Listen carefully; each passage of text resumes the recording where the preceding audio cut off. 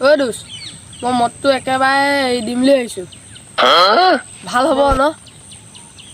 সেই পাগল নেকি তই তোক যেতিয়া ঘৰৰ পৰা কাটিছিলে তোৰ লগত তেতিয়া কোন আছিলে মদ যেতিয়া তোক গাৰ্লফ্ৰেণ্ডে বেকআপ দিছিলে তোৰ লগত কোন আছিলে মদেই আছিলে